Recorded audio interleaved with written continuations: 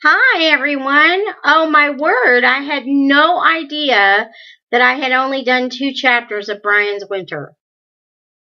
What is up with that? Okay, so I am going to do chapters 3 and chapter 4 on this video, and then I will try and get 5 and 6 on before the weekend. Not sure when you go to winter break, but let's just do this, okay? So, Brian's Winter by Gary Paulson, Chapter 3.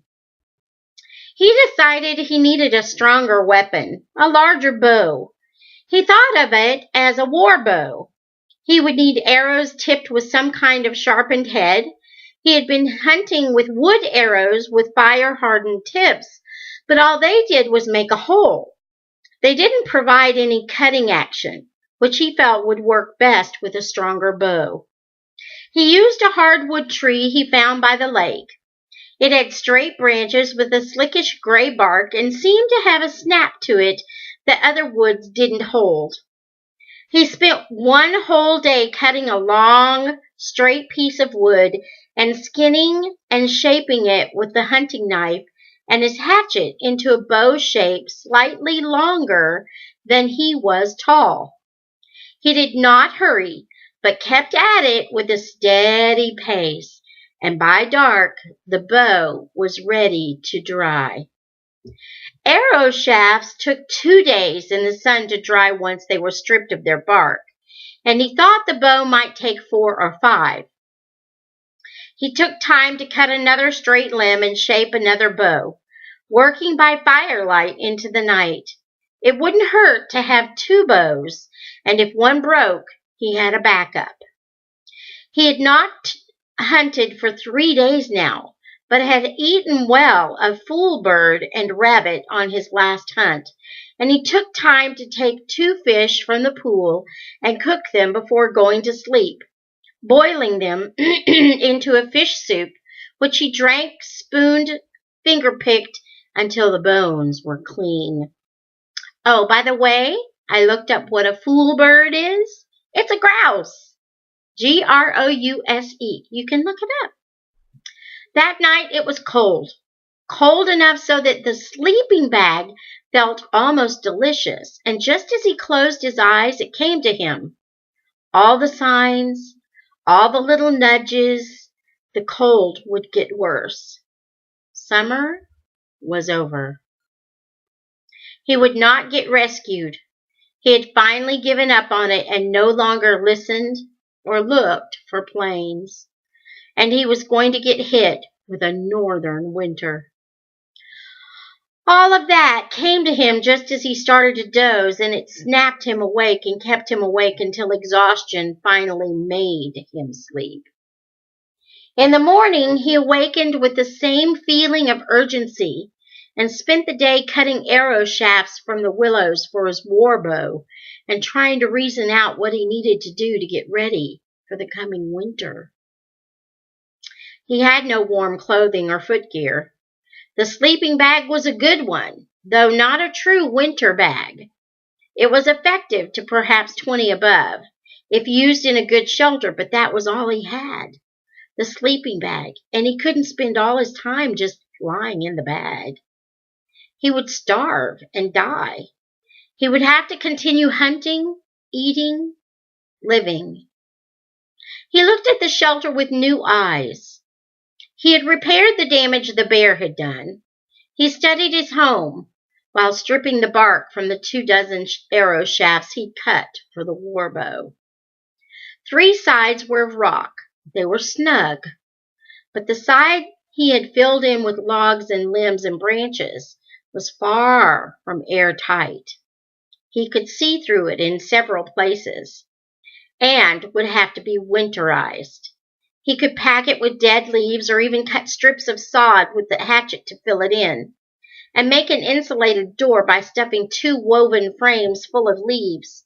The problem, well, he thought, smiling, one of about 1,000 problems, was that he didn't honestly know how cold it would get, or how much snow there would be, or what he could do to live.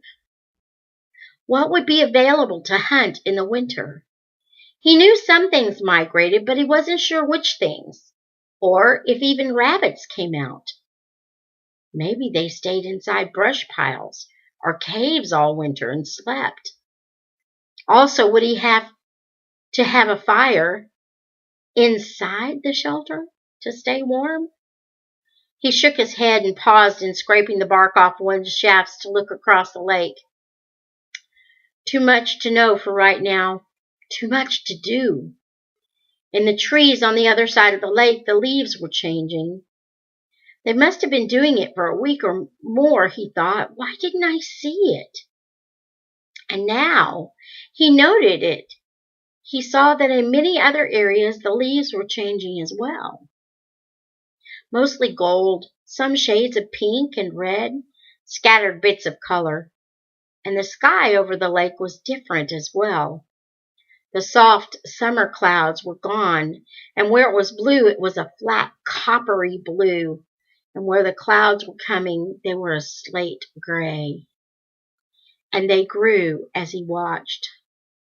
Not in thunderheads as in the summer, towering and full of drama, but an almost ugly gray that was all one shade and expanded from the north to cover the sky as if pushed by a large hand.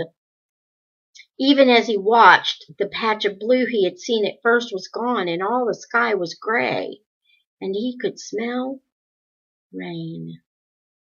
Again, not the rain of summer, but a cooler, almost cold rain was coming, and it made him shiver, though it had not started yet. He went back to shaving on the arrow shafts, concentrating on the task at hand. Something else he had learned.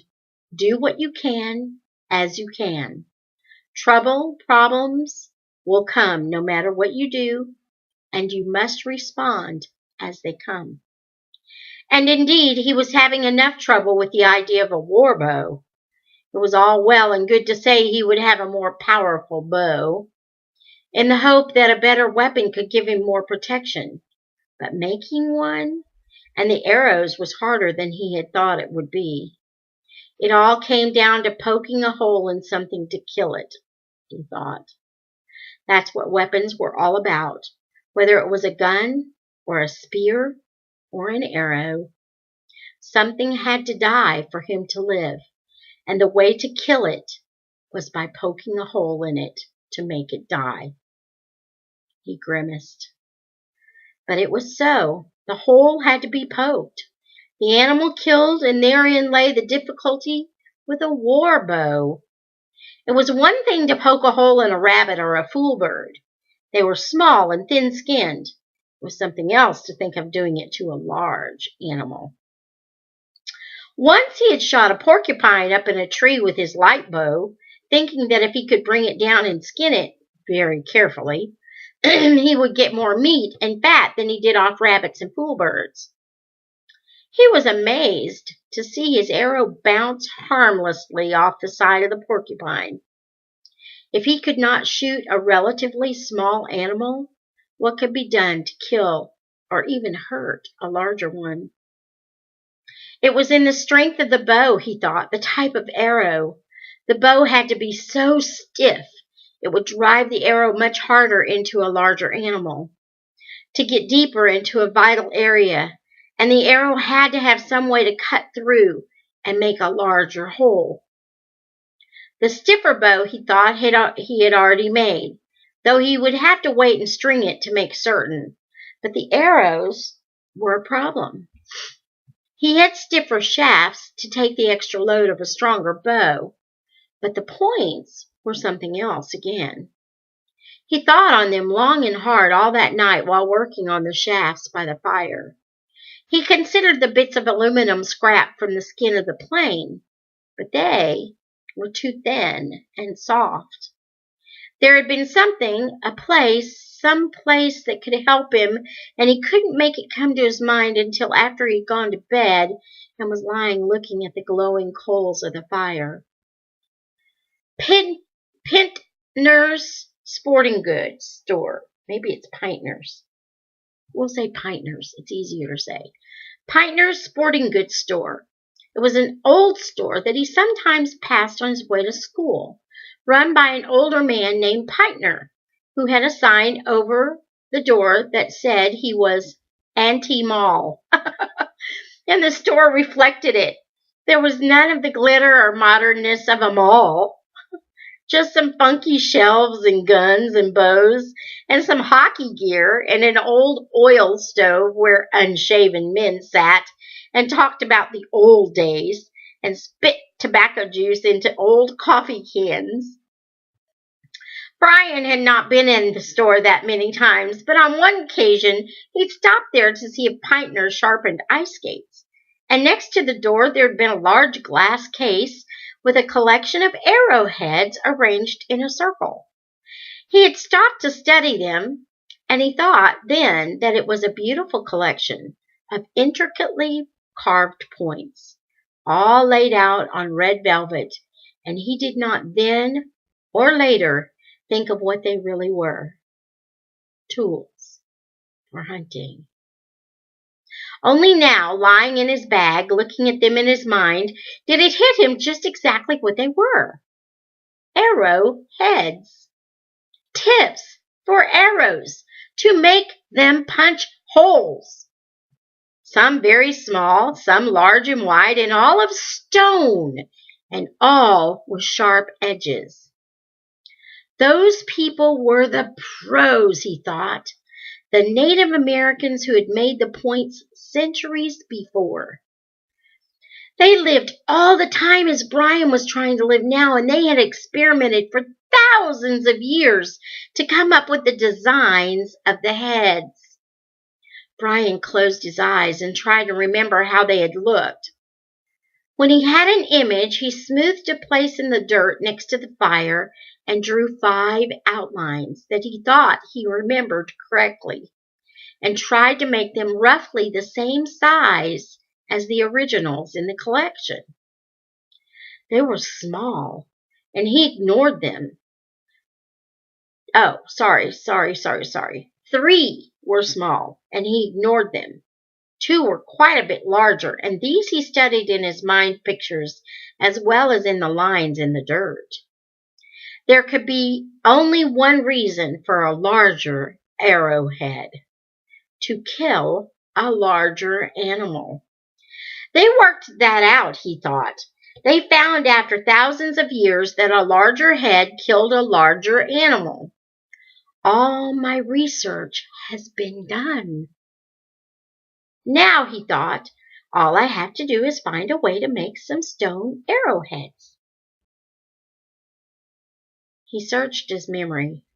What he had learned in school, seen on television, read in books, and nowhere could he find a picture of anybody saying how stone arrowheads were made. Well then, start with what you know. The arrowheads were made of stone. So, find a stone that will work, he thought, and went to sleep thinking of all the places around the lake where he had seen stones. In the morning, he awakened famished, as if he hadn't eaten for a week. There were only 4 fish left in the fish pool and none on the line, which bothered him, and he ate 2 of the larger fish to take the edge off his hunger. He would have to hunt today. He would have to hunt today and get meat and set the arrowhead problem aside. In mid-morning, after cleaning the camp and trying to hide the pot inside his shelter in case the bear came back, he set off to the north. In the months that he'd lived on the L-shaped lake and hunted the area, he'd come to know the surrounding region like a large yard, except for predators, which ranged constantly, looking for food. Most animals seemed to stay pretty much in the same location. And because they started there, they tended to grow there. North, about half a mile, it was best for hunting rabbits. There was a large patch as big as a football field, where an ancient fire had burned the trees off and left brush. rabbits had hidden there from predators because they could escape into the thick brambles easily. Because they had come there and been able to live there, they had increased as rabbits do, and now there seemed to be rabbits wherever Brian looked in the patch. It was unusual for him to go there without getting several good shots, and though he still often missed, he had worked out a ratio of 5 to 1. He seemed to get one rabbit for about every 5 shots on rabbits. The ratio was 7 to 1 on fool birds.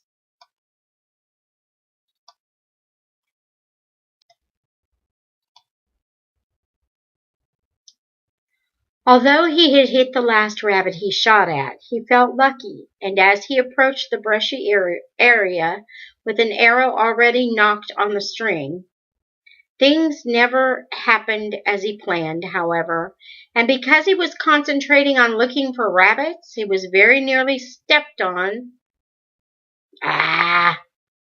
Things never happened as he planned, however, and because he was concentrating on looking for rabbits, he very nearly stepped on a fool bird.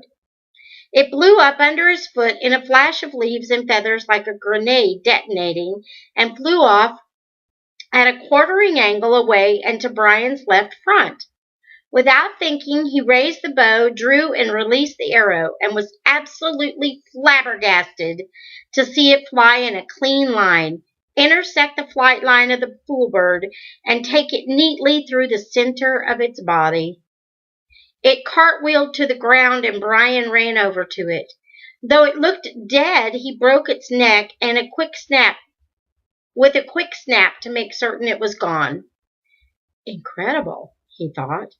If I lived to be 100 and tried it 1,000 more times, I would never be able to do it again. Just a clean, reflexive shot. But more, he pulled the arrow out of the dead fool bird and wiped the blood off it and turned to walk back to camp with the same arrow on the string.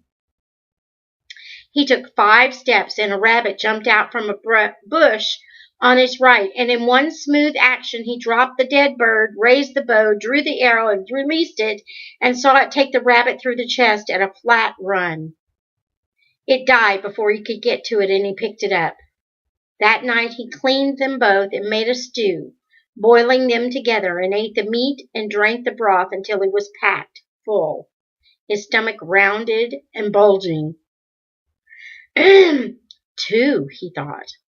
2 with the same arrow, and both moving, and both hit almost perfectly.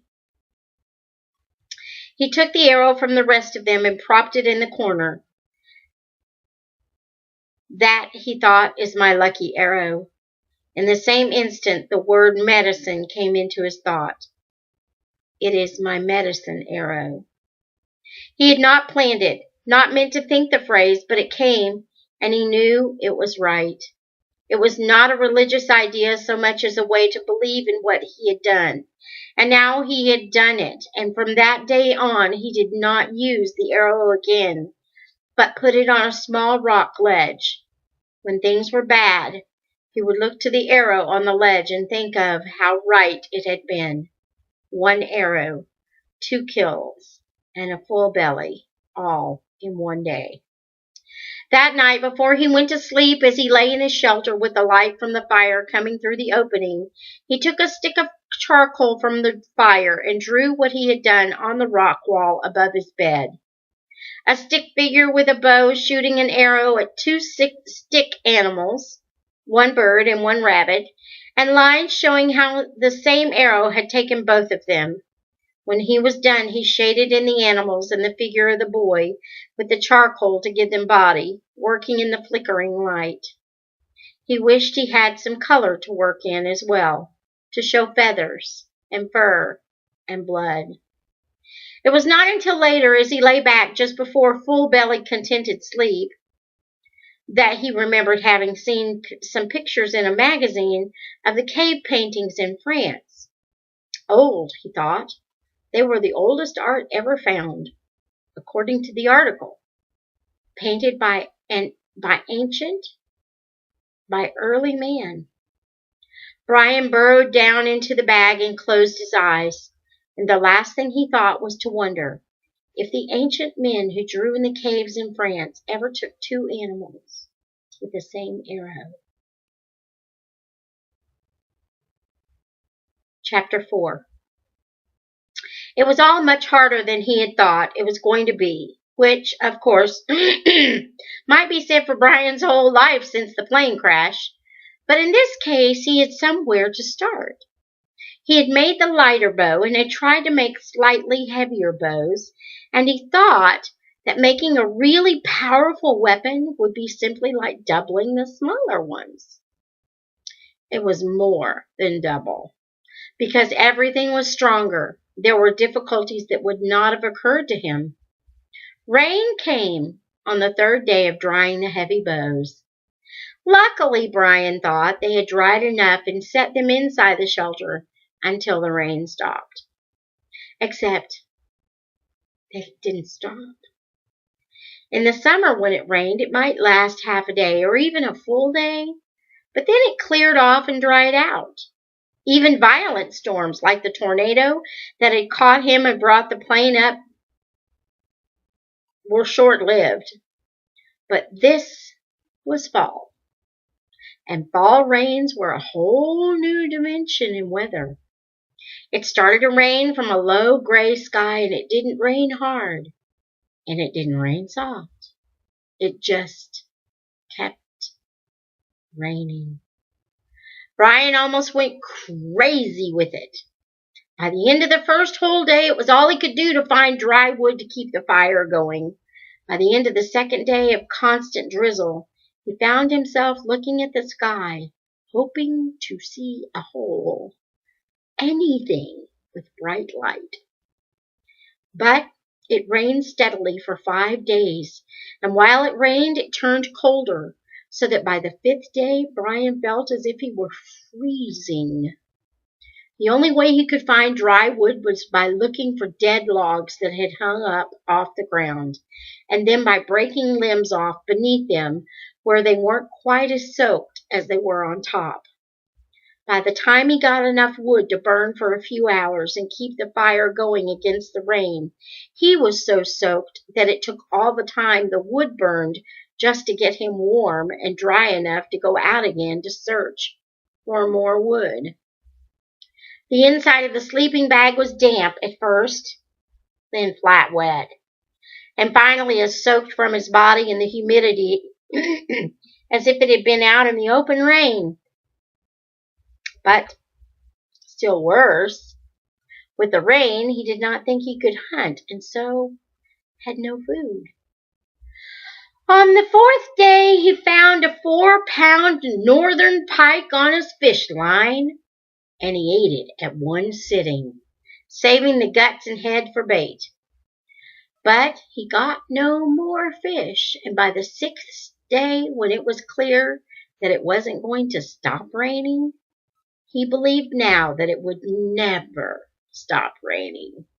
By the end of the 6th day, he decided that he would simply have to live in cold rain for the rest of his life, and the morning of the 7th day, he sat in his bag, looked outside, and said, "To hell with it, I'm going hunting."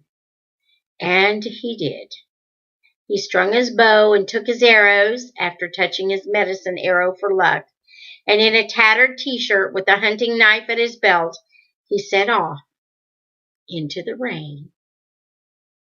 Hunting took his mind off the cold, and he found to his immense surprise that hunting was better during a rain than it was in clear weather. Game could hold up for a day or two of bad weather, but animals were governed by the same physics as Brian. And rain or no rain, cold or no cold, they had to come out and eat. He took a fool bird not 40 feet from the camp and got 4 shots at 2 different rabbits within another 20 yards. He missed the rabbits, but was satisfied with the fool bird and went back to build up the sputtering fire one more time and make a hot stew, including the heart and liver and a tough muscle he thought must be the gizzard, which he had come to like, and ate it all before falling sound asleep in his wet bag. He slept hard in spite of being cold and damp. But in the middle of the night he opened his eyes, instantly awake, and waited for his eyes and mind to tell him what had awakened him. No noise. Nothing. And then he realized it had stopped. There was no rain. And he peeked out of the shelter to see a night sky filled with stars and a sliver of a moon, and he looked up at them and said softly, "Thank you," and went back to sleep. In the morning it was cold, truly cold. He saw his breath in the dawn sunlight coming through the opening. When he looked outside, he saw a ring of ice 4 or 5 feet out from the edge of the lake, all around the shore. He stood up out of the bag, shivering, and got the fire going until it blazed merrily, and then sat close to it, watching the sun come up while he warmed himself. When he had stopped shivering, he brought his sleeping bag outside and spread it in the sunlight away from the fire so that no sparks would hit it, and left it there to dry. Within an hour, the temperature was in the comfort range, and Brian stretched and let the sun cook his bones for a few minutes. The ground was still damp, but he sat on a dry rock and looked at the blue sky and felt the hot sun. And it was as if the days and days of rain had never happened. A kind of lethargy came over him, and he just wanted to sit in the sun and try to forget the last week. He closed his eyes and dozed for a few minutes, but a new sound, high and almost cackling, cut into his doze, and he opened his eyes to see a flock of geese high above, heading south, migrating. It was a reminder. It did not get things done sitting, and in the back of his mind was the thought that what he had just had was a warning. A week of cold rain to show him how poor he was, how completely unready he was for what he knew now was coming. And today, the geese to cap it. He must work now, work hard, or he would not make it. No matter how nice the weather might be, he knew he had no time left. First, the shelter. He had to make the shelter cold-proof and rain-proof. That meant sealing the fire inside and closing the door in some way, but he thought the smoke would drive him out. Still, he thought they did it. The people who came before him had tents and teepees and caves, and they did not have stoves. How did they do it? He took kindling into the shelter and made a small fire and closed off the opening to see what would happen. As he had predicted, the smoke quickly filled the small enclosure and drove him coughing and spitting out into the air. He had to let the smoke out. They must have known a way. What did they do? Teepees. Just let it come out the top through a hole. He'd seen that in movies, old westerns on television. Brian went to where his wall met the rock and made a hole about a foot across just above where he had made the fire. Then tried it all again. This time, when he closed the door and put some sticks on the fire, it started to smoke again. But as the heat developed, it rose and carried a small draft through the hole in the ceiling. There was a moment of smoke. Then it all magically cleared, and Brian was sitting in a snug little hut with a fire warming his face. Clearly, it would take only a small blaze to keep the little shelter warm, which meant less wood would be required. The side of the shelter was still far from airtight, but about this Brian knew exactly what to do. He had spent one whole day watching a family of beaver mix mud and sticks to make a watertight dam. He spent 3 hours bringing up double armfuls of fresh mud from the lake to pack into the low wall with sticks and leaves. When he was done, he covered it with another layer of brush to protect the mud, and when it dried by nightfall, he had a truly weather-tight shelter. He still had to seal the door, but that night he sat with a fire warming inside of his home, and knew that as long as he had wood, and he was living in the middle of a forest, he would stay warm, no matter what kind of weather came. He slept so soundly that the bear could have come in again and torn the place apart, and he would not have known it. In the morning, he mudded the door and set it aside to dry and used more mud to make a seal on the wall, smooth and tight. Then he set back to work on the arrowhead problem. He went to the lake shore and looked for stones that would make an arrowhead. There were rocks everywhere, and he must have looked at 100, turning them this way and that, tapping them against each other. None of them worked, or fit, or seemed right, and he stopped and thought again about the arrowhead collection. They weren't just stones in the shape of arrowheads. They had been worked, chiseled some way from larger stones to get the shape and edge. But what kind of stone and how? Wasn't it some special type of rock, something that would flake off in sharp edges? He had his hatchet on his belt and went back to the shore and started hitting rocks with the flat side of the hatchet. They just shattered and didn't make any kind of sharp point.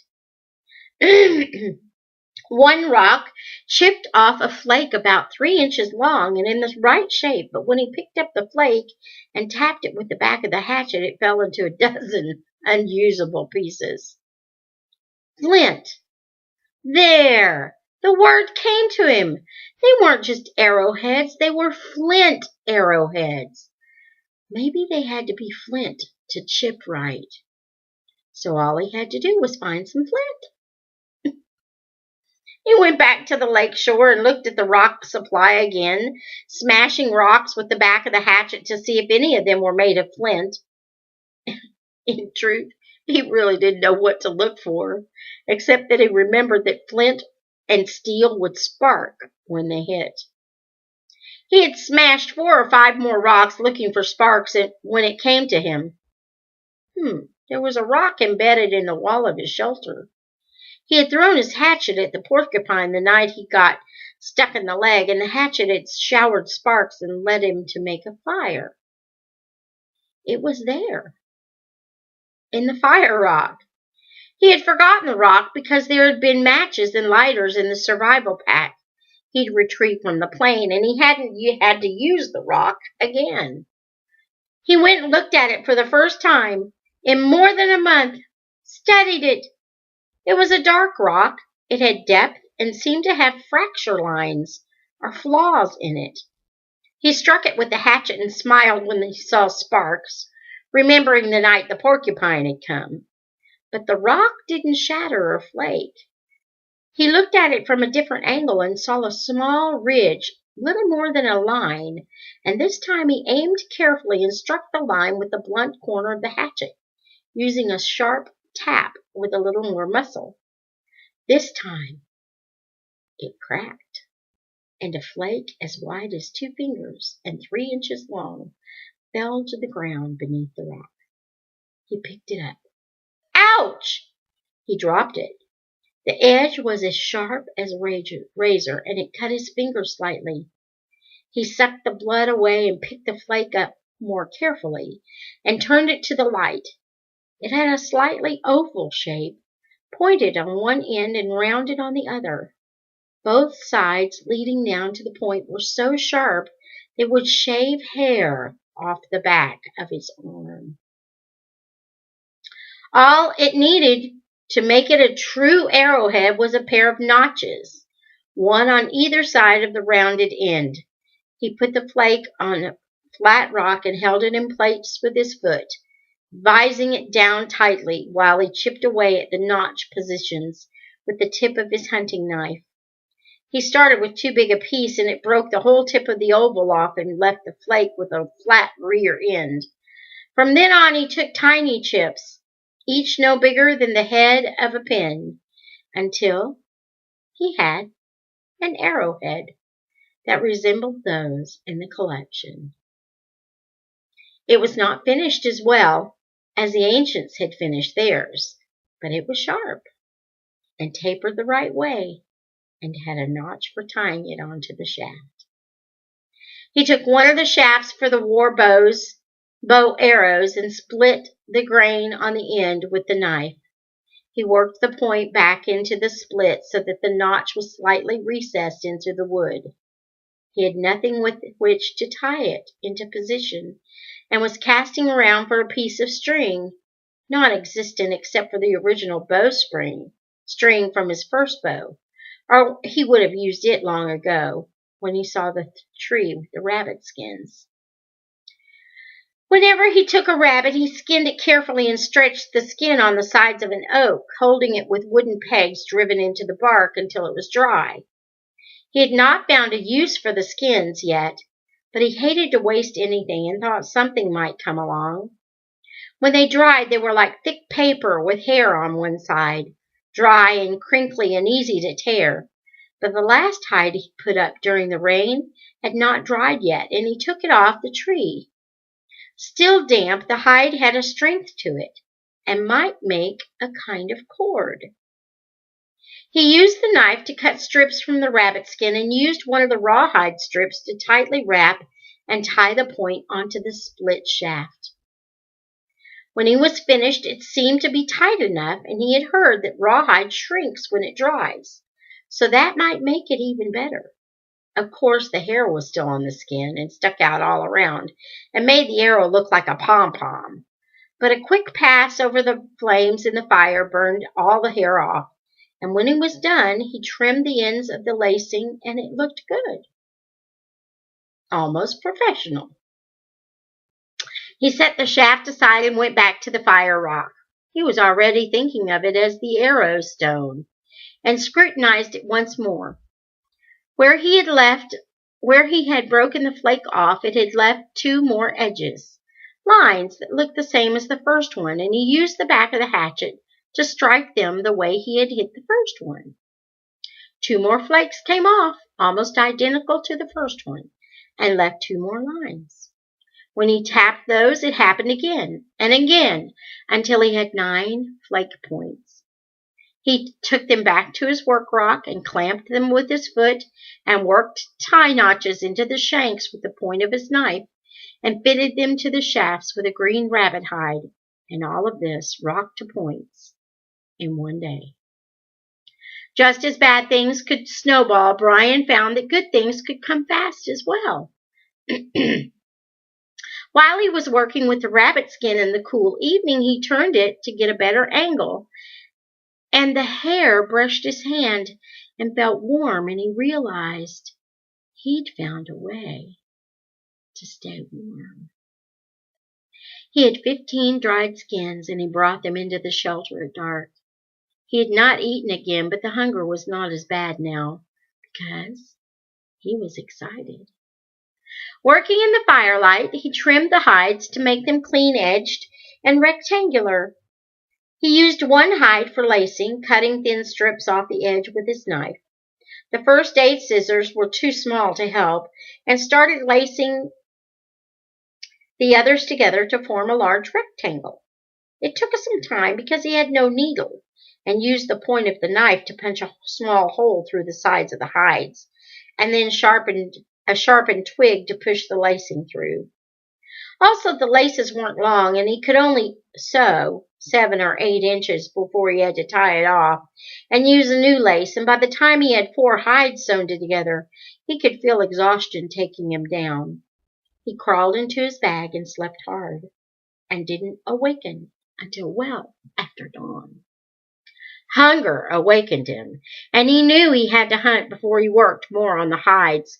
So he took the light bow and arrows and went to the fool bird area. This time, luck wasn't with him. and he missed 3 birds before he got a shot at a rabbit that hit. He cleaned it and used the green hide for lacing and started sewing again while his stew cooked. And before he knew it, he was back in the shelter again, working in the light from his fire. His stomach full and his fingers flying, but this time, before he fell asleep, he had finished sewing the rabbit skins into a rectangle roughly 2 feet wide by nearly 6 feet long. It would make a good rug, he said, crawling into a bag to sleep at what he thought must be 3 or 4 in the morning. Just before sleep came, he heard the wolves. It sounded like 2 of them, high, keening howls as they sang to each other, and then a crash in the brush as they chased something, maybe a deer. He had not heard from them in almost 2 weeks. There had been a time when the howls would have frightened him, given him an eerie feeling, but now he smiled. They must have gotten caught in the weather, if it had taken them so long to run a circuit of their range, and he supposed they would mark the edge of their territory on the way through. He would have to go up and remark his own. The rains would have taken the smell away. The first thing in the morning. Good hunting, he thought at the wolves. Have a good hunt. A good hunt was everything. And that is the end of chapter 4. So we've done chapters 3 and 4. So until next time, may the Lord bless you and keep you.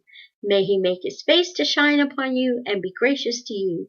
May the Lord lift up his countenance upon you and grant you his peace.